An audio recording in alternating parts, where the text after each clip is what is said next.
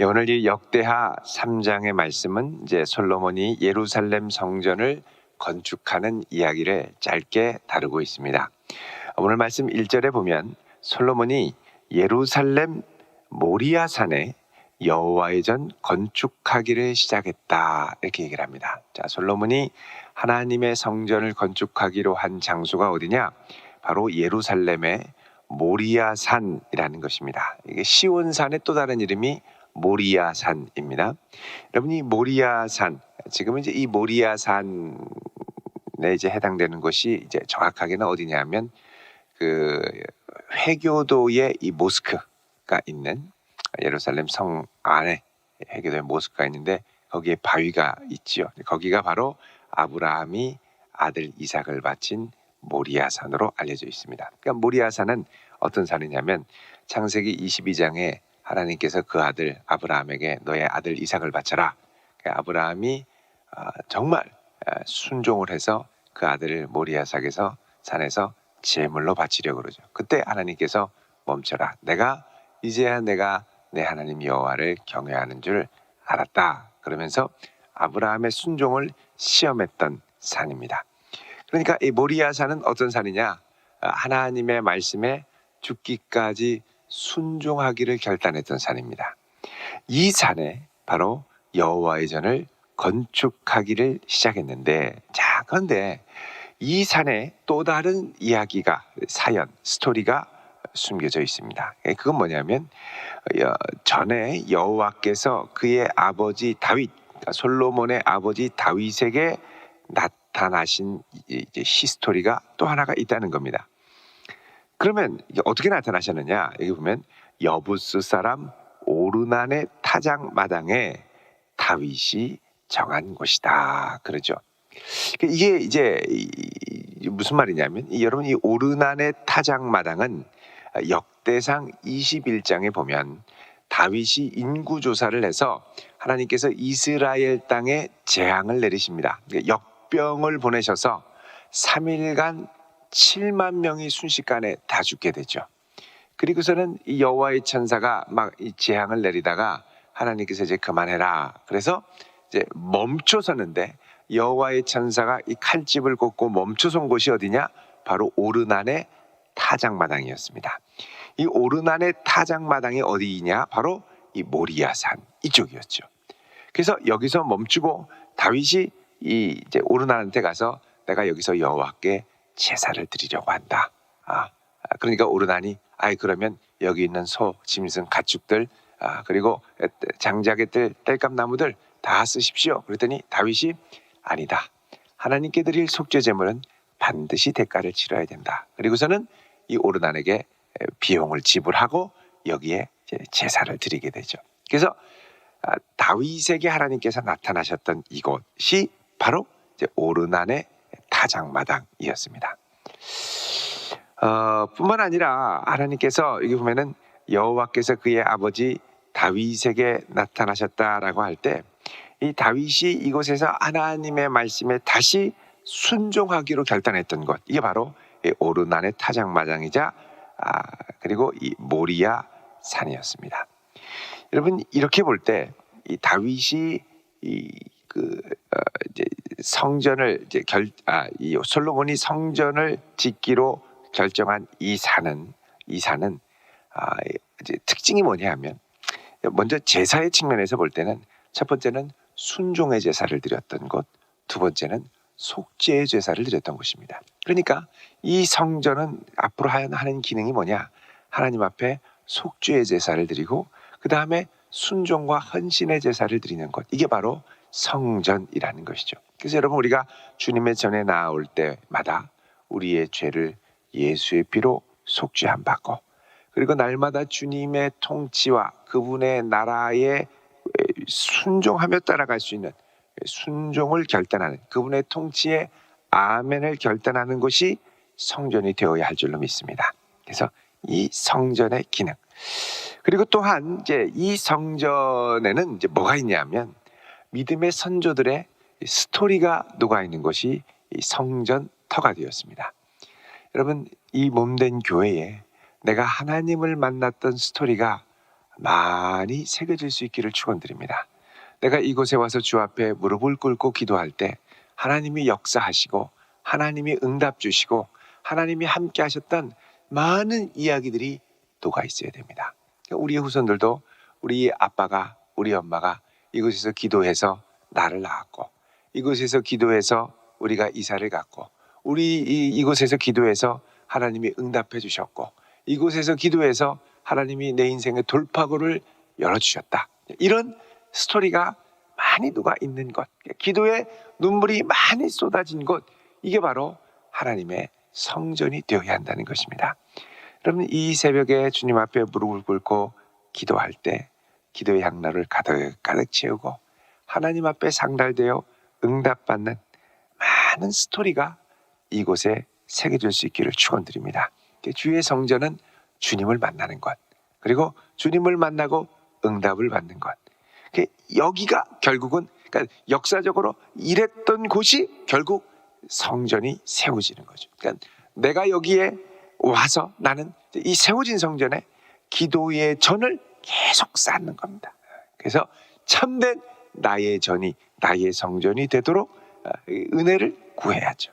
자, 이렇게 해서 2절에 솔로몬이 왕위에 오른 지 넷째 해 둘째 날 건축을 시작하였더라. 그러니까 이제 넷째 해면은 솔로몬 즉위 4년 2월 2일부터 본격적인 건축을 시작했다는 겁니다. 4년 2월 2일 곧바로 시작하면 좋겠지만 사실 그동안 이 4년 동안 어떤 일이 있었냐면 솔로몬을 반대하던 정적들을 이제 정리하고, 그 다음에 예를 들면 우리 두로 왕한테 편지를 보내서 건축 재료를 좀 달라고 그랬죠. 그러니까 나무를 벌목하고 그거를 또 잘 이렇게 재료로 만들어서 뗏목을 이렇게 만들어 가지고 이 밑에까지 내려서 다시 예루살렘으로 성전 건축 재료를 싣고 오는 것, 이것만 해도 좋게 반년에서 1년은 걸렸을 겁니다. 그러니까 이제 정치적인 안정을 꾀하고 나서 곧바로 준비를 시작을 해가지고 모든 성전 건축을 할 준비를 세팅을 딱 해서 마친 게 즉위한 지 4년 2개월 2일 동안 걸렸다는 겁니다. 그리고 나서부터 이제 본격적으로 건축을 시작을 하는 거죠. 그러니까 솔로몬도 왕위에 즉위하고 하나님께서 지혜를 주신 다음에 제일 먼저 우선순위로 앞세우며 결단했던 게 뭐냐? 하나님의 성전을 건축하는 것.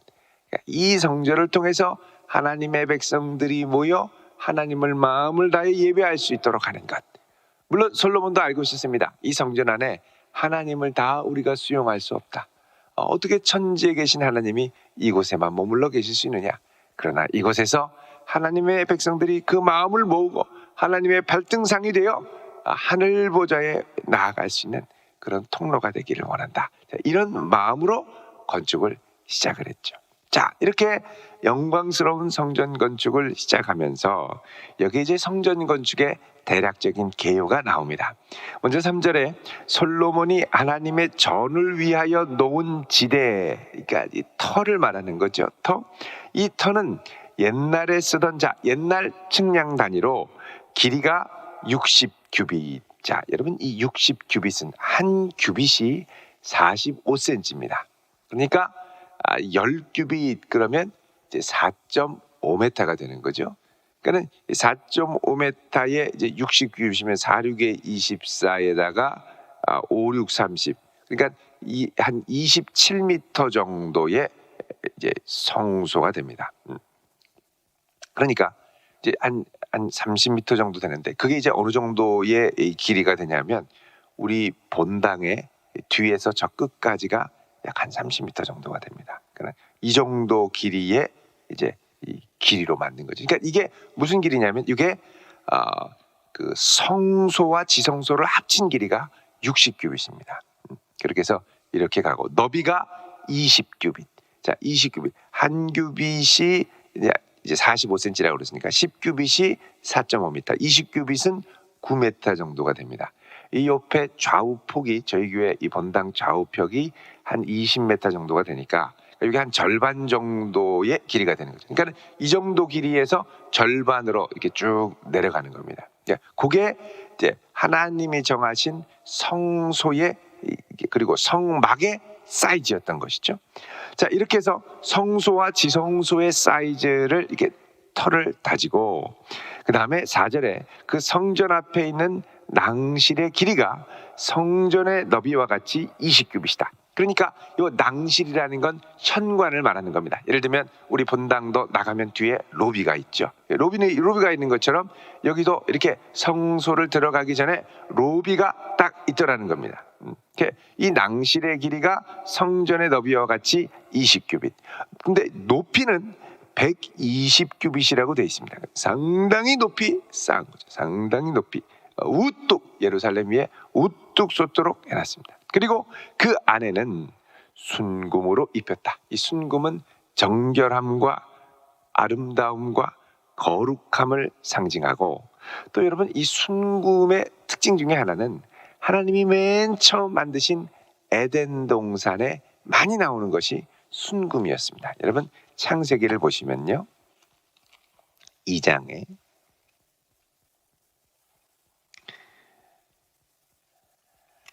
11절에 보면 에덴강에서 나와 동산을 적시는데, 강이 에덴에서 나와서 동산을 적시는데 이 네 근원, 에덴 동산에서 흘러나오는 이 물의 네 근원 중에 하나가, 첫 번째가 11절에 비손입니다. 근데 비손은 뭐가 있는 땅이냐면 금이 있는 땅입니다. 두 번째 12절에 그 땅의 금은 순금, 그리고 베델리엄과 호마노도 있고, 이렇게 얘기를 하죠. 그러니까 이 에덴 동산의 풍성한 것 중에 하나가 이제 금이었습니다.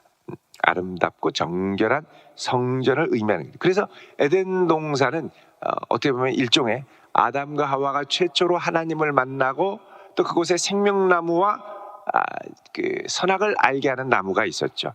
이런 이제 일종의 성소와 같은 역할을 했었습니다.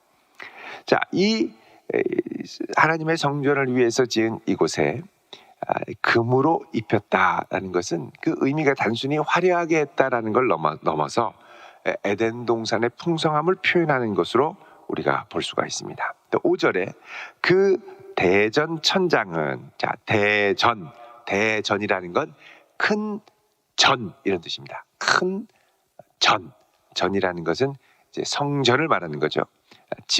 집이죠. 집전. 그러니까 이 대전이라는 것은 이 하나님의 성소 안으로 들어오면 이게 60규빗 안에 가로 20규빗, 20규빗, 이게 이제 정사각형 모양의 지성소가 있고, 지성소에 들어가기 전에 가로 20, 세로 40규빗의 성소가 있었습니다. 그러니까 이 성소가 있었다라는 건 뭐냐? 이제 이 성소를 통해 지성소로 들어가는 거죠. 그러니까 여기 이제 대전은 5절에 성소를 말하는 겁니다. 이 성소 안에는 무엇이 있었습니까?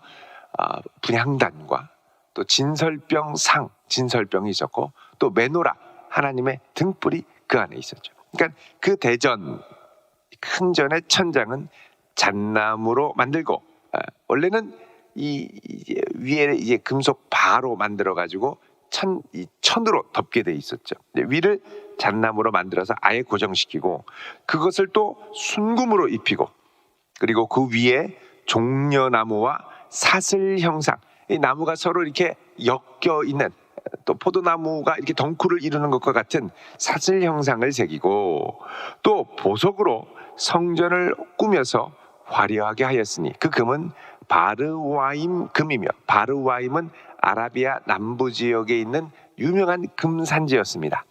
그 금, 그리고 그 금으로 성전과 들보와 문지방과 벽과 문짝에 입히고 벽에 그룹들을 아로새기더라. 이 그룹은 천사들을 말합니다. 케루빔. 그러니까 이제 이 천사가 에덴 동산을 지키는 것과 같이 하나님의 성소를 지키고 지성소를 지키는 모습을 그대로 표현을 한 것이죠. 8절에 지성소를 지었으니 이제 그 안에 지극히 거룩한 지성소가 나옵니다. 성전 넓이대로 길이가 20, 너비도 20. 그러니까 가로 20규빗, 세로 20규빗, 이렇게 이제 그러니까 가로 9m, 세로 9m의 정방형으로 지성소를 만듭니다. 순금 600달란트로 이 안을 입혔는데 무게가 금 50세겔이고 다락들도 금으로 입혔더라 그러죠. 여러분, 이 600달란트, 한 달란트가 35kg입니다. 그럼 600달란트는 어느 정도 되냐? 대략 한 20톤 정도의 금이 됩니다. 어마어마한 거죠. 그러니까 이게 나라의 이스라엘의 1년 세입금, 1년 이제 나라 예산입니다. 예산. 이게 바로 20톤이죠. 1년 수입, 세입이죠. 세입. 20톤. 20톤이면 어마어마한 거죠. 어떻게 이렇게 많은 금을 마련했을까? 여러분, 요거는 다윗 때 마련한 금입니다. 선조의 준비가 중요해요. 여러분, 역대상 22장 14절을 보십시오. 역대상 22장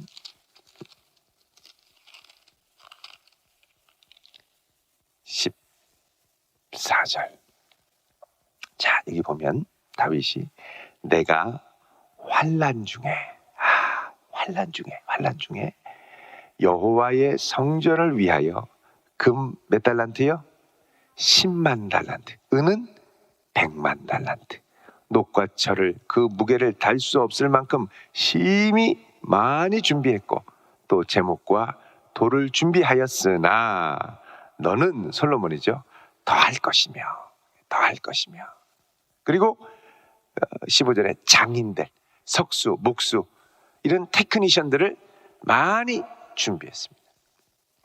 그러니까 사실 이게 다윗이 준비한 건데 다윗이 여유 있고 평화로워서 준비한 게 아니라 맨날 쫓겨다니고 도망다니고 전쟁하고 이 어려운 중에 힘을 다해 준비했던 모습을 이야기를 합니다. 여러분, 10만 달란트면 금을 얼마나 준비했냐면 다윗 때에 3,500톤을 준비한 겁니다.